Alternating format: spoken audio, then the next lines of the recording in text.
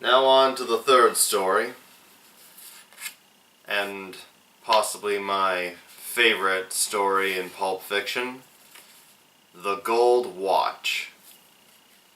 This is the story that is completely helmed by Bruce Willis, and the one that showed me that this wasn't just John Travolta's show.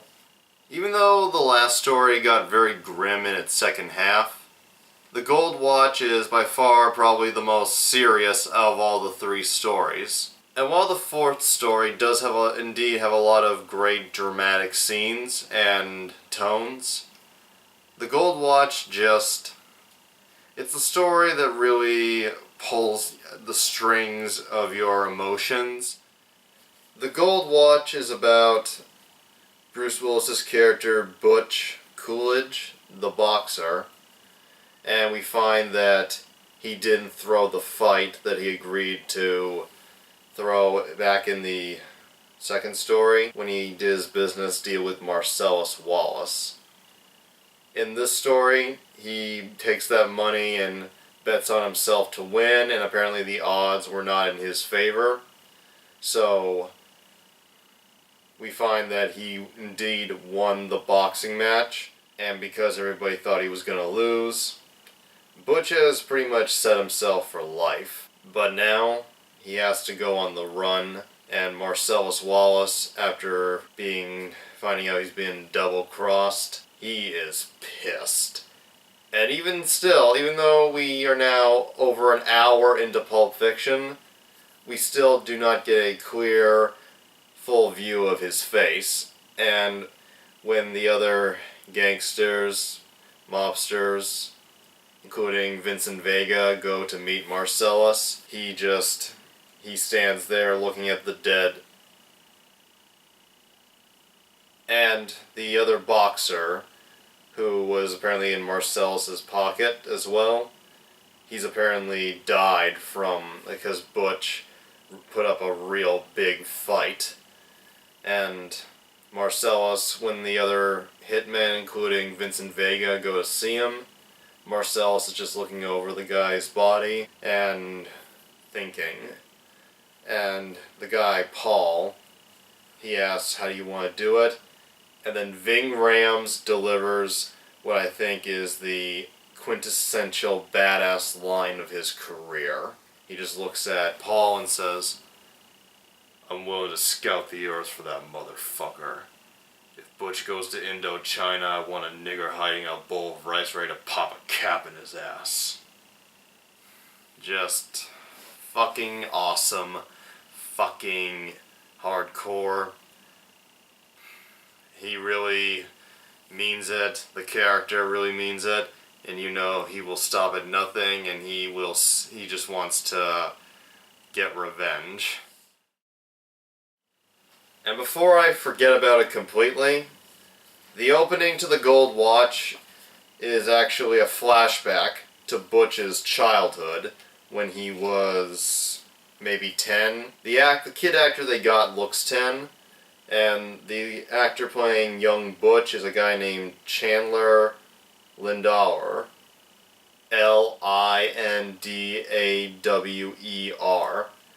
And the actor playing young Butch, he doesn't have a ton of lines, and he doesn't have much to really work with, but it's more of a facial acting type role. This kid has to act with his face, and the reason for this scene is it sets up the whole story. We see that when Butch was young, his father had died in Vietnam, and his father's best friend from the army comes to visit him, and guess who plays this old army buddy of his father? Christopher Walken. Christopher Walken in a Quentin Tarantino movie. It's never happened since, and if it never happens again, this was just fine by me, because this scene is all Christopher Walken, and it's only one scene, but if you could get just one actor to do just one scene, okay, there's a few, but Christopher Walken is one of the best ones you could get. His character is named Captain Coons. He comes to give young Butch a present, a gold watch that doesn't have a wristband, but like it's one of those watches you can just get another one. But the gold watch, and it's unclear just how well it works, but according to Coons, this watch has been passed down from generation to generation throughout Butch's family. From his great-grandfather to his grandfather to his father, all of them military men, and his grandfather and his father both died and never got to see their kids, but they got someone they knew to pass the watch on to them. And Coons goes on this, he gives this great monologue about how it's been passed on and what he and his father, Butch's father, went through when they were prisoners of war in Vietnam, and talks about how they had to hide the watch, his dad had to hide the watch because the Vietnamese, or as he calls them, the gooks, would have taken it. And this is where the scene becomes one of the most memorable moments in Pulp Fiction. Christopher Walken says, he hid it in the one place that he could, his ass. 5 long years he wore this watch up his ass. Yeah, he just says it with such a straight face, and he's delivering it so seriously that it's both funny, a little disturbing, but you can and throughout the scene it's been carrying kind of a lot of heart, and even though he's revealing this more than graphic detail to a fucking 10-year-old, it still has the heart to it. And then he reveals, your father died of dysentery, and so I had to hide the watch myself. 2 years I wore this uncomfortable hunk of metal up my ass. And then he just says with a smile, and now, little man, I give the watch to you.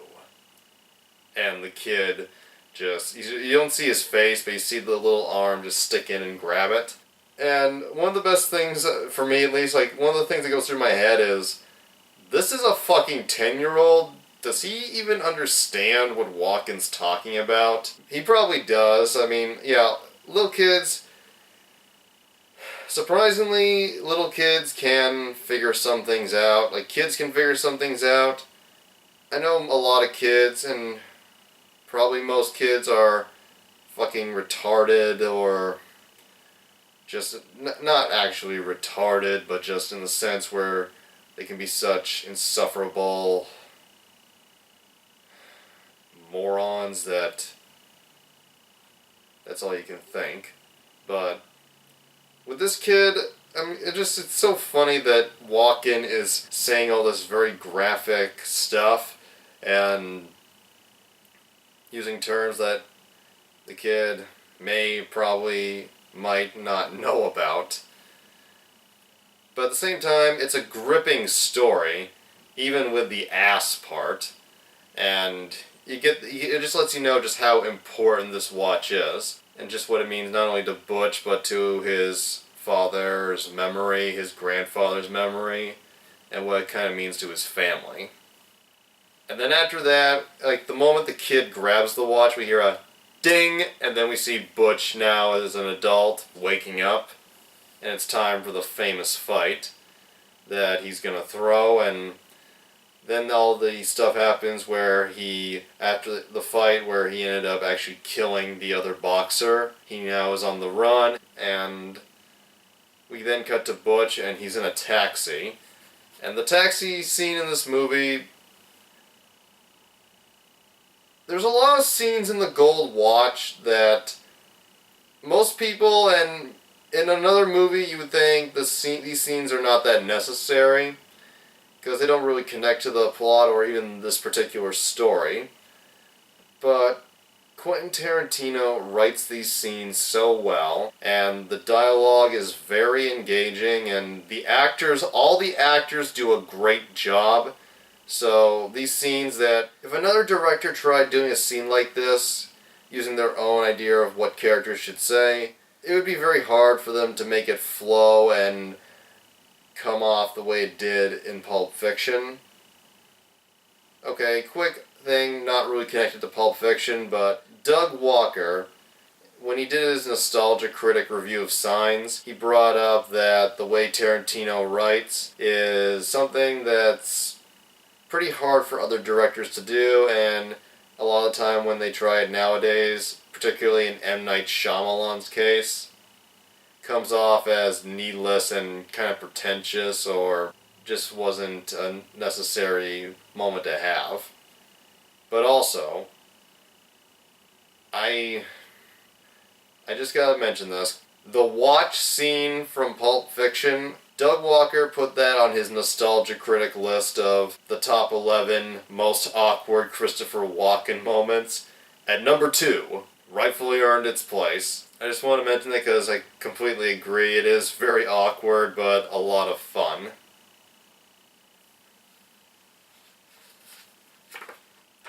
And 2 other things I want to mention about the young Butch scene. I know I'm going back to that, but I started out of order a little. When we first see young Butch, he's watching this cartoon, which I looked up, is called Clutch Cargo. It was like a TV show in the 60s. And it's the first thing we see in the Gold Watch segment. It's a cartoon and it has the cheapness of the 60s in it. Actually, kind of a bit more than we usually see from 60s TV shows. This cartoon, Clutch Cargo, apparently it's a show where the animation was just still pictures, but like drawings, just still drawings, and instead of animating it so that it would move around, they would cut out the mouths of the cartoons and have actual humans speaking. That kind of thing. It's kind of weird looking. Definitely looks like a product of its time. And another thing that I noticed that was kind of interesting that no one ever seems to bring up about the watch scene. The lighting in this scene is done in a way where I find a lot of emphasis, I don't know if it was intentional, but I find a lot of emphasis put on Christopher Walken's eyes and the eyes of Chandler Lindauer as young Butch. And their eyes just really stick out in this scene of him as a little kid. Maybe they're not, but the way the lighting works, both young Butch and Christopher Walken's Captain Coons' eyes, if I didn't know any better, I'd swear they were the same color. I'm probably wrong on this, but when I watched this the first time, back in 2009, a thought that I had was, for this guy who's giving this big speech about this being your daddy's and your granddaddy's passed on from generation to generation, and for a guy who was a buddy of his father, this small moment made me wonder, could Captain Coons be Butch's biological father? I'm probably wrong, but it's something that has kind of bugged me for years whenever I watch Pulp Fiction. I notice that little thing, and maybe I'm overthinking it, but it's just something that comes to my head. Anyway, back to the rest of the story. We see Butch taking a taxi cab, and the driver is this kind of weird bitch named Esmeralda Villalobos. And if I had I love Pulp Fiction. I fucking love it. But if there was anything I'd have to call like the weakest part, it would be the female characters in the Gold Watch segment. And just because they don't really serve much purpose other than maybe to be there to speak in a sexy accent. I can't think of any reason for the female characters in the Gold Watch. Esmeralda Villalobos, played by Angela Jones. She's a taxi driver who was listening to the fight on the radio while she was waiting for Butch to show up. And she lets him know that she knows that he's the boxer, and he actually didn't know that he killed the other guy until she tells him. And she asks, "What does it like to kill a man with your bare hands?" It's kind of a weird scene. Funny, but weird. But then again, that's how Tarantino rolls. Now, as much as I don't really think there's anything special about the female characters in The Gold Watch, I will admit, once again, all the actors do a great job, so I can't really fault them, and the writing just works perfectly. Funny thing about the taxi scene, they filmed it in the style where you film the cab in front of a green screen or a blue screen, or you do the rear projection style, and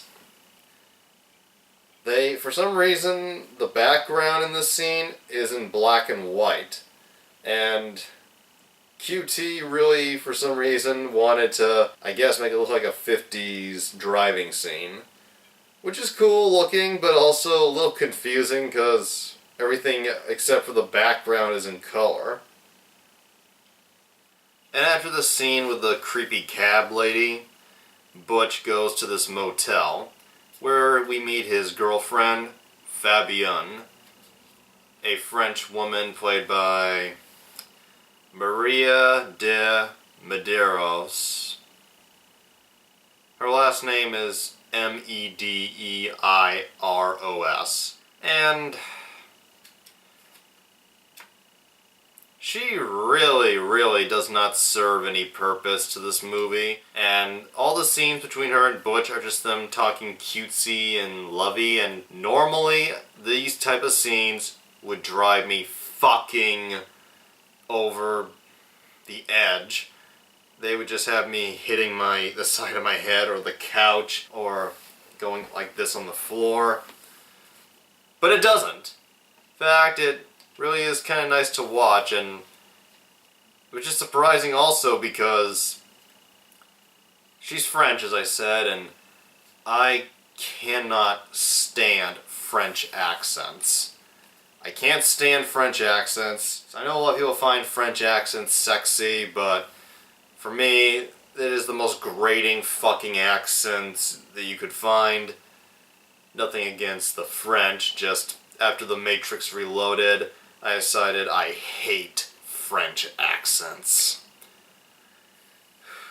But Fabienne, she and Butch, for all their mushy moments, they do have some interesting parts to them. For example, their first scene is basically 10 minutes of them acting cute, building up to inevitable sex, which we don't see, but it's just a lot of build up and her getting to pinch Bruce Willis's nipple. And then her asking him to give her, as she puts it, oral pleasure. And her saying she'll also, not in the crude sense, but she hints that she'll also suck his cock. And it fades to black after that, and it's kind of touching, and then we cut to later, and Butch is in the shower, and she is brushing her teeth. And they're having another conversation, this time not so lovey-dovey, but also they're also kind of joking, poking fun at each other, giving each other shit. And he calls her a retard, and for saying something dumb and acting silly, and she gets pissed and says, "Stop it." It's cool because it's realistic in the sense that that's kind of how couples can be, even ones who really love each other. They'll have their tiff moments, they'll have their moments where they get annoyed with each other, but in the end they'll pretty much be cool. Sometimes. And this scene is pretty memorable because throughout most of the scene, Bruce Willis is in the shower, it's foggy, he has a towel, and then he dries off, and while for most of the time he's pretty covered up, there's one moment where he has the towel covering his front, then he just puts it up to his face, sits down, and for perhaps a millisecond, we get to see Bruce Willis's genitals. Definitely a movie with stuff you won't see every day. But yeah, these scenes with the girlfriend, they go on for a while. And after a while, you think everything... You kind of forget that this is a crime movie. But after all these scenes, we cut to the next day, where Butch is in bed and apparently has a nightmare, and there's this movie playing on TV. One of many low-budget exploitation films that Quentin Tarantino has a lot of love for, I guess. A movie called Nam's Angels, or depending on which DVD you buy, The Losers.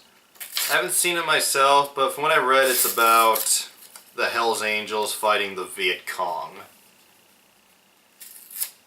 And trust me, that's not the dumbest plot for a biker movie that's ever been conceived.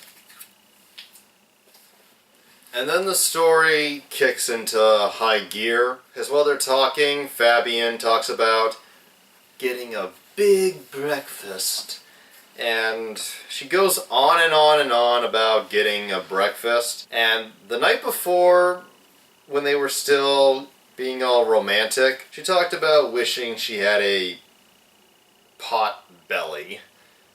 And now this morning she's talking about getting all this food, and it's never really elaborated on, but the hints you get, she might be pregnant. And Butch, as a character,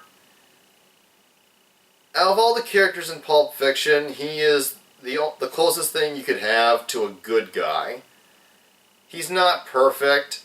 He does think of himself in a very selfish way a lot of the time, but he cares more about others than probably any other character in the film does. And while talking with Fabian, he's going through his bags, and then something happens that just throws a wrench in the works. Fabian, when she packed up their apartment before they left, forgot to pack his father's gold watch.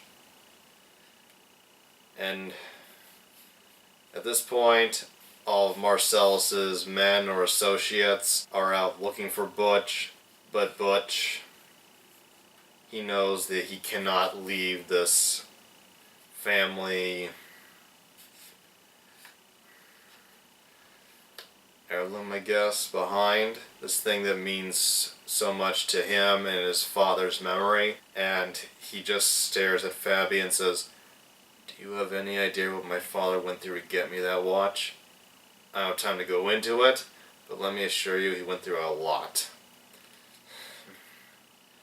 Kind of funny, but also you can see the fury in him. And when it comes clear that she forgot it, he just loses it. He just jumps, almost like a little kid throwing a fit. But you can kind of understand, but then he picks up the TV with the biker movie playing, and he just smashes it. And she's scared in the corner, and yeah, if I was in a room with someone doing this, I would hide in a corner. But she does, and then all of a sudden, he quickly regains his composure and calms himself down. And he calms himself down, but even still, you can tell she's still afraid, and anybody would be if someone just had a fit like that. But he tries his best to act cool and does a pretty good job at it.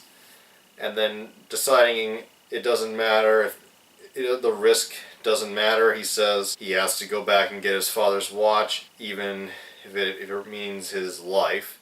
And after that whole scene with Christopher Walken, you totally get that. And he says, "I'll be back," and tells her he loves her. Then the car, he's like, "Of all the fucking things she could have fucking forgot, she forgets my fucking father's watch!" Another scene that I like, because it is realistic. Keep it together, then when you're alone, just let it out, man. Let it out. And then Butch arrives at his house, and this is where the great cinematography that you'll see in a Tarantino film really shines. One of his many trademarks are long tracking shots. And there were already a few in the beginning of Pulp Fiction, particularly when Jules and Vincent went to the three punks' place. But here, when Butch goes back to get his father's watch, He gets out of his car and he walks through a bunch of houses in between them, and he goes through a fence, over a fence, and the camera follows him perfectly. No shakiness. Follows him perfectly through the fence, over the fence, and these shots go on for so long that you do notice how long they're going on, but only after like the first minute, and you will be like, wait, has this shot been going on for so and so long? It's just great, and this is another thing that Tarantino kind of borrows from. It's based on a trademark that one of his idols has, Brian De Palma, also another director that I really admire and whose work I really enjoy. After the long shots, Bruce Willis goes into his old apartment, and once again, it's very quiet. There's a lot of tension, and the build-up to him going in the apartment is just perfect. You can feel the fear in him, and knowing it's now or never, he just busts in. And it seems like there's no one there. He finds his gold watch, puts it on, and he's like, alright. And I guess showing that even this character can have his stupid moments. But Butch, his stupid moment, I guess, is he takes the time to reach into a pantry and put some, what look like Pop-Tarts. I don't think they are Pop-Tarts, but he puts them in a toaster. And then he notices something.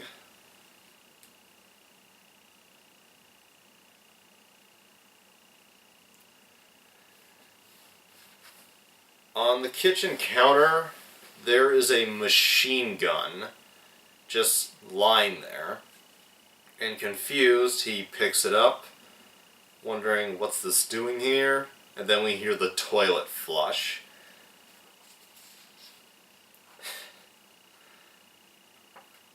It's a fun thing to see a criminal do.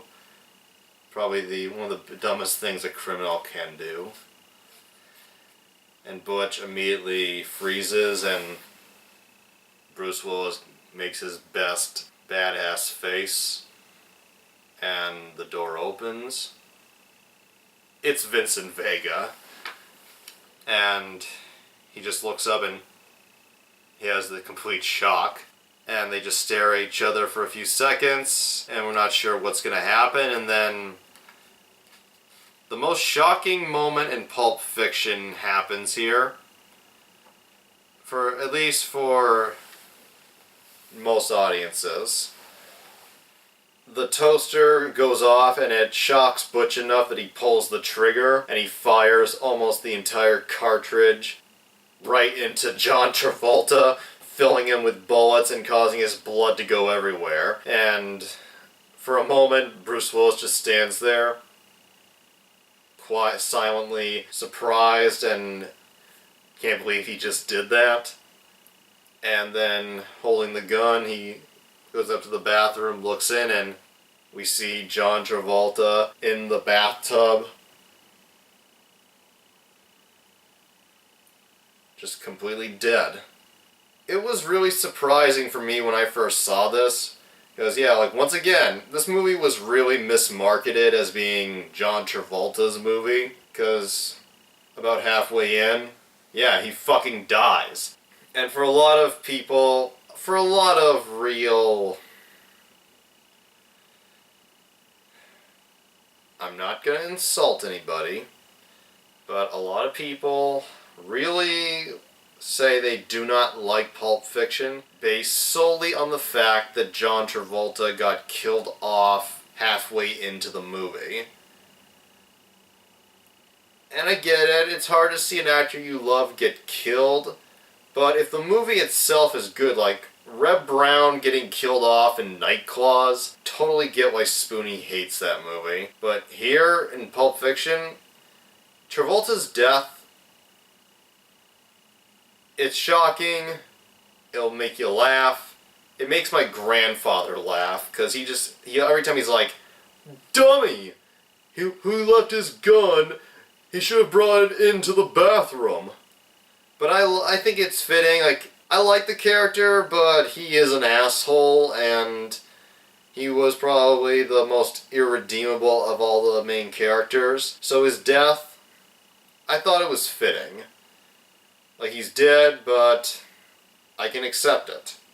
There are some movies with some characters who... It's like a John Carpenter movie.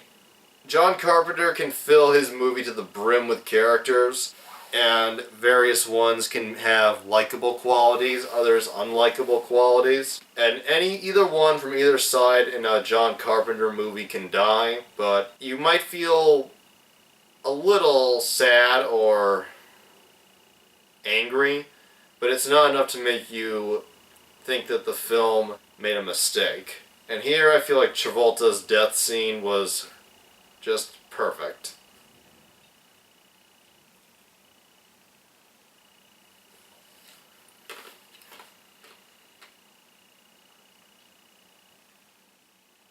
And after that scene, Butch gets in his car and heads off, and you can tell, like, he is shocked, but he's not cut up over what happened. And that doesn't mean he's a sociopath, it just means he knows that he's trying to survive, and while it may show that he's full of himself, to the audience it shows, like, there's a difference between the type of bad guys we see in this movie. And Butch is definitely not the worst bad guy. And he just drives off thinking he's in the clear, and he stops at a red light, and walking across the street, Marcellus Wallace. And at first he's like,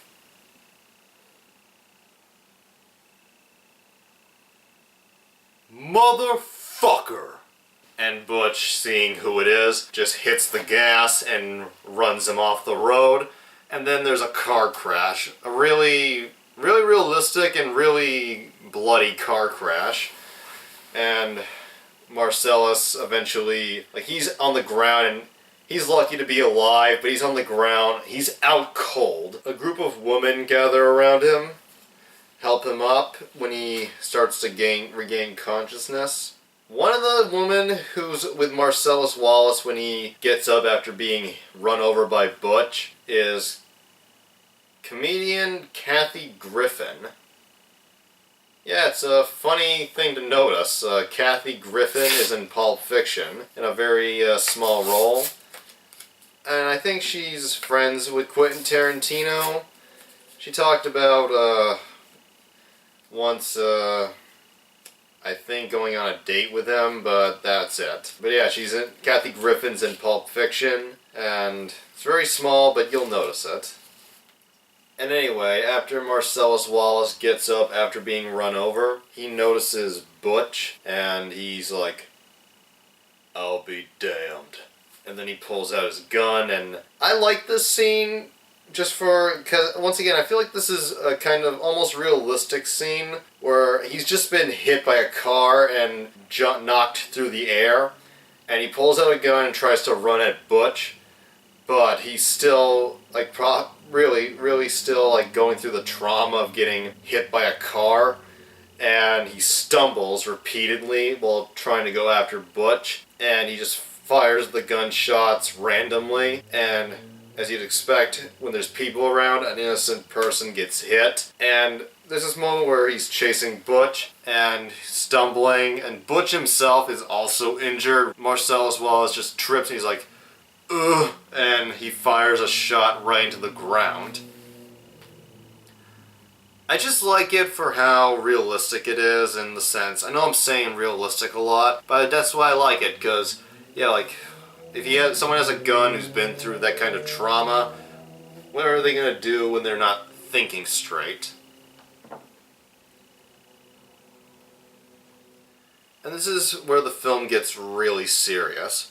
The chase here is really like, you really fear for Butch's life, and you can feel him thinking that, I don't want to die.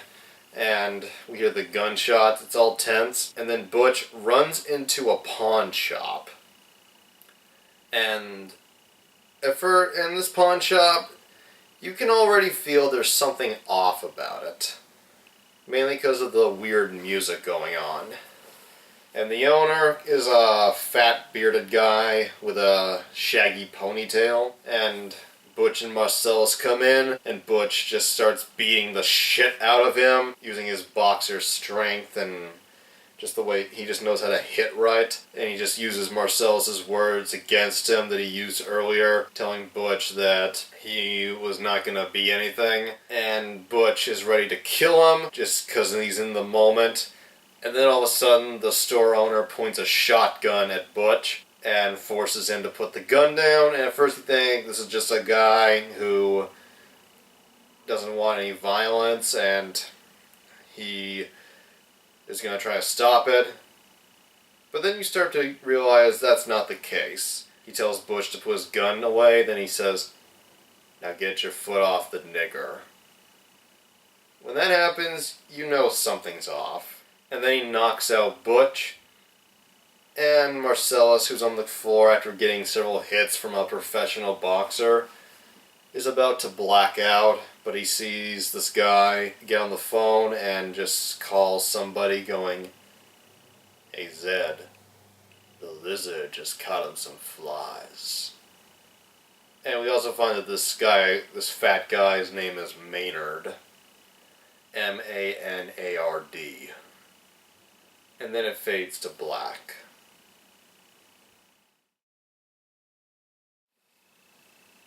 Shit. Quick fact, I have to mention this. The scene where Marcellus Wallace crosses the street and then notices Butch is a reference to a very similar scene in Alfred Hitchcock's Psycho, where Janet Leigh is driving and encounters her boss just as she's about to go on the run after stealing a lot of money. It's very similar, except in Psycho she doesn't run the guy over. I just had to mention that fact. But now on to the really nasty stuff.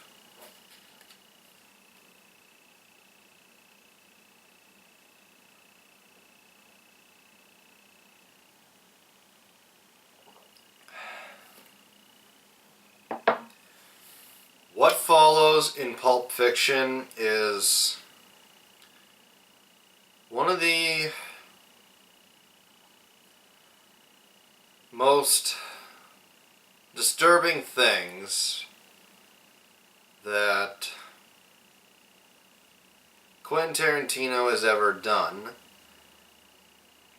You can handle Kill Bill, and the only thing Quentin Tarantino has ever done that outdoes the levels of disturbance in this scene is the entirety of Django Unchained.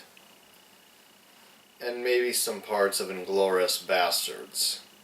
But this scene here in Pulp Fiction is gripping, intense, the scene I'm talking about is Butch and Marcellus have been knocked out, they're both unconscious, and they wake up tied to chairs with ball gags in their mouths. And for anyone who has seen Pulp Fiction, they know what I'm talking about. They've been captured by this guy named Maynard, played by Duane Whitaker, and he acts all condescending-ish or mocking-ish, and says, "No one kills anyone here except me and Zed." And then the guy named Zed arrives, played by very good creeper actor Peter Green. And given the surroundings in this room, which have a lot of stuff you'd usually associate with an S&M dungeon, it becomes clear. These two guys are sadists and rapists. And they have a all-leather wearing, full-body leather wearing sex slave called the Gimp. They never use a real name, they just call him the Gimp. played by Stephen Hibbert, who is the husband of Julia Sweeney, who has a role later in the movie. But Zed and Maynard, who, by the way, from what I've read, are supposed to be brothers. Real stereotypical hillbilly,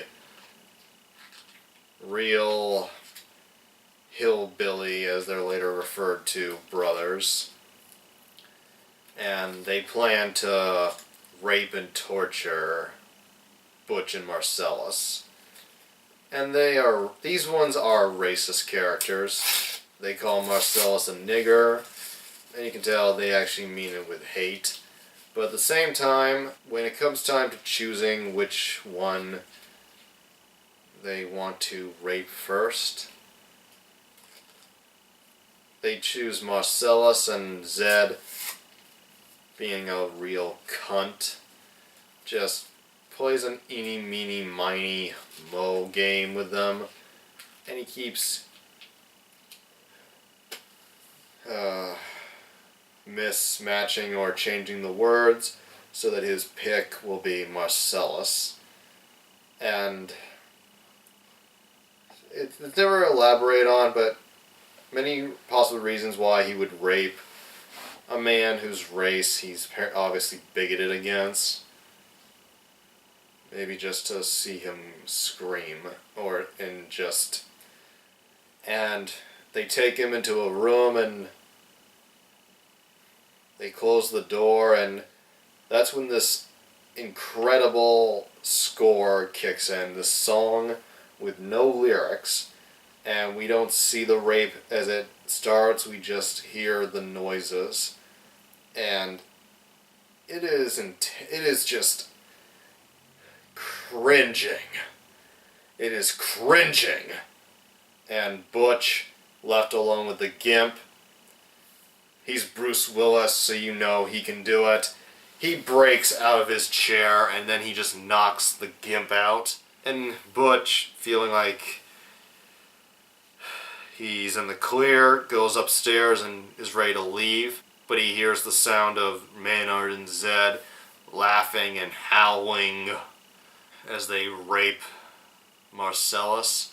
And we hear Marcellus's muffled screams, and Butch, just as he's at the door, looks back, and you see, this is what makes Butch, in my opinion, the best character in the film. He doesn't leave him. My cousin Nick, who has been here before, he said, and I agree, like, when this scene happens, when just as Butch is about to leave, because Marcellus, he's out to kill Butch, and he's hired people to kill him, and he just tried to, but Butch, upon hearing all the torture that's going on, even some criminals have a level of standards, or there's a point where they will feel like that is wrong, and they know that, like, even they wouldn't do it. And Butch decides to go back and save him. And before going down, because they have a shotgun, before going down, he looks around the pawn shop for a weapon, and he contemplates which one would cause the most damage, like which one would be the best to hurt these fucking pieces of shit. And first he contemplates a giant hammer, and then a baseball bat, and then he grabs a chainsaw. They're all good choices. The chainsaw would cause a lot of noise, but then he looks up and he sees something that just makes everyone go, oh yeah, fuck yeah. On the wall above the register is a samurai sword. And nowadays people look at that and all we can think is possible foreshadow for Kill Bill. But Butch grabs it, takes it down, takes it out, holds it like a boss, and the music keeps playing, and the tension just rises. And every time I watch this scene, even though I've seen Pulp Fiction many times now, whenever I watch this scene, my jaw, I just get tight in the jaw and neck, just because I can't wait to see him give these guys what they deserve. And he slowly makes his way down, not too slow, but he gets down and he carefully opens the door, and then we finally see, surprising for a mainstream movie,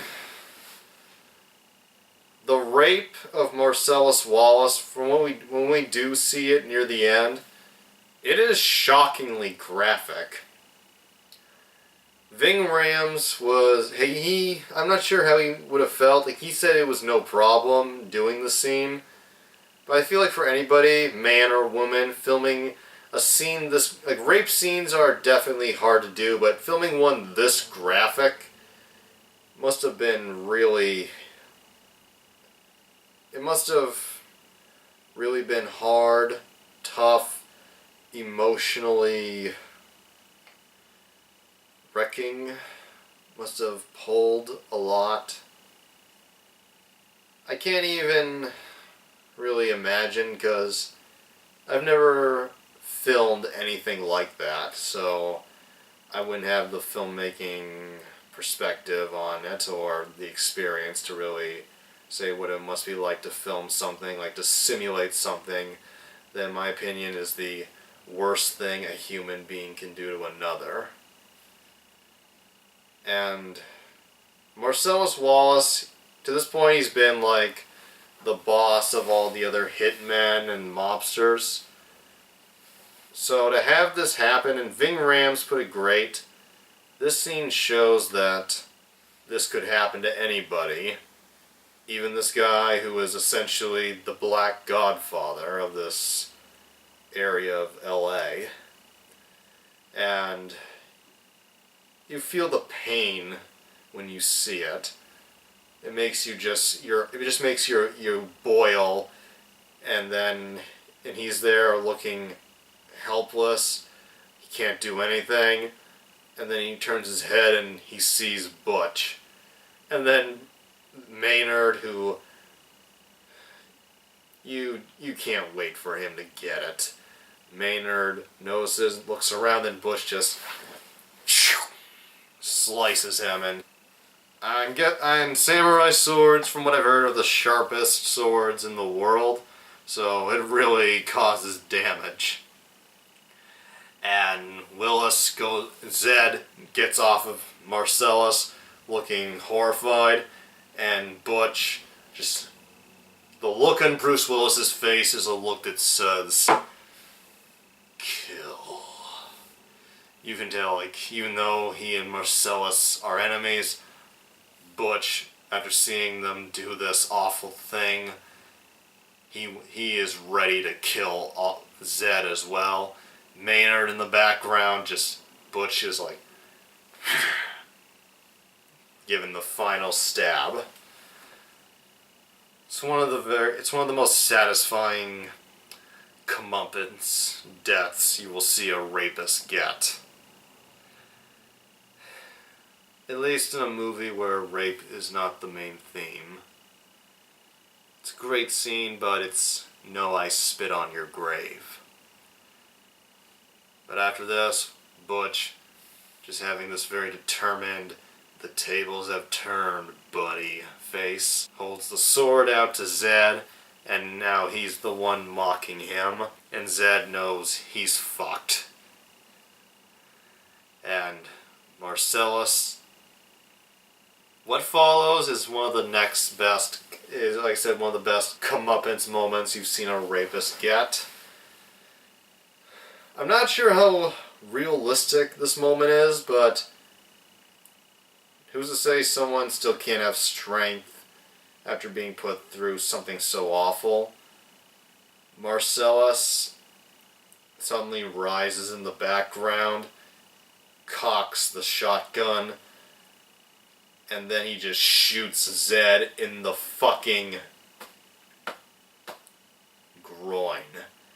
And Zed had just raped him, so I'm thinking he just got his still erect penis charred and shredded. His balls are probably gone, and you see this big clump of blood and flesh go in the air. And while Butch just has the look that says, "I will kill you," Marcellus has the look that says, "I will get my revenge and you will suffer." And what follows is the best acting from both Bruce Willis and Ving Rhames.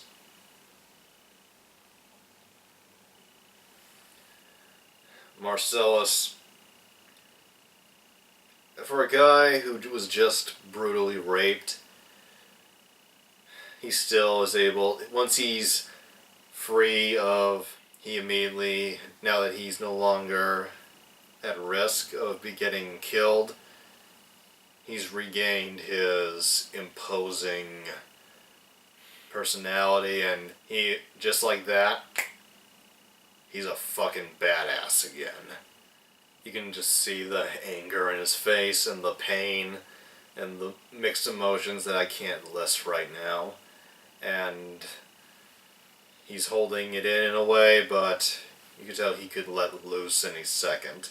And what follows, like, we don't see Zed, he's still alive.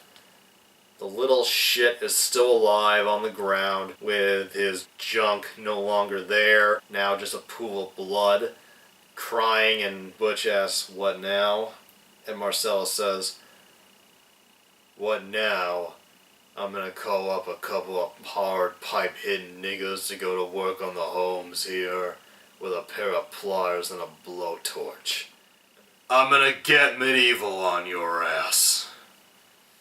And then Butch asks, "What about them?" And then Marcellus realizes, oh yeah, and that Butch had saved him. And you can see his mind working right now, because Butch did betray him, but he saved him. And in some way he owes him that, but he's still pissed about him for everything he put him through. So in his own way, Marcellus tells Butch to get out of LA and never come back, but he'll let him live. And then he tells him, "Don't tell nobody about this. This shit is between you, me, and Mr. Soon to be spending the rest of his short-ass life in agonizing pain, rapist here." At some points in this story, I feel like I just want to cry a little. But even then, even when he's going through all this, Ving Rhames is one of many to be the man. And at one point, without even speaking, he holds up his hand to Butch behind him, as if to say, "You don't need to say anything." In this scene, it shows just how much humanity that Butch has, but in a way, it also shows Marcellus's humanity. And I really like that a lot.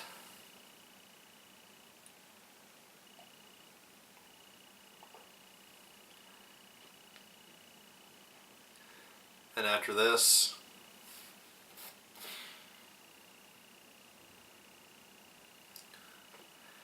and after all that very intense stuff, Butch goes back to Fabian by riding a chopper that belonged to the one known as Zed.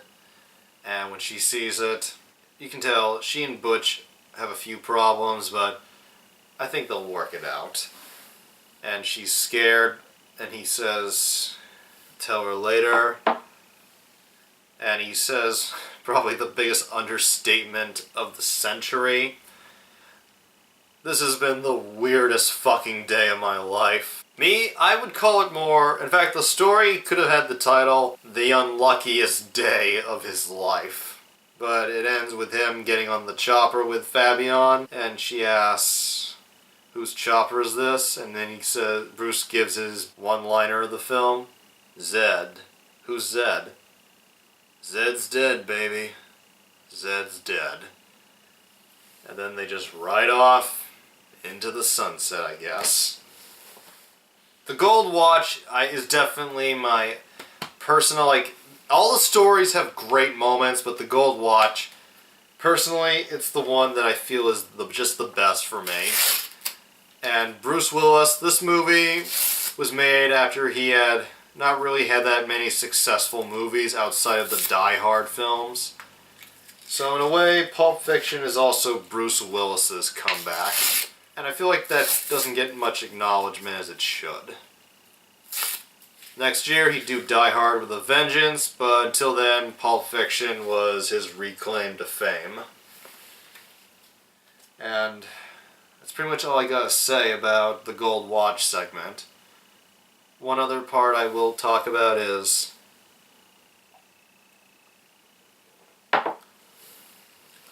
I read a fact that Sylvester Stallone was considered for the role of Butch Coolidge, and, well, Stallone, I believe Sylvester Stallone is a good actor, and I just can't help but think, Sylvester Stallone as Butch in Pulp Fiction, I think that could have worked. I mean, he already has had the boxing part down, but it would have been interesting. Everybody in the Gold Watch did a good job. The actors playing the rapists were great, sick fucks. And I read that Tarantino got a lot of inspiration for that scene from Deliverance. Deliverance, in some way, is more disturbing with its rape scene, but the one in Pulp Fiction, I feel, has the better drama to it.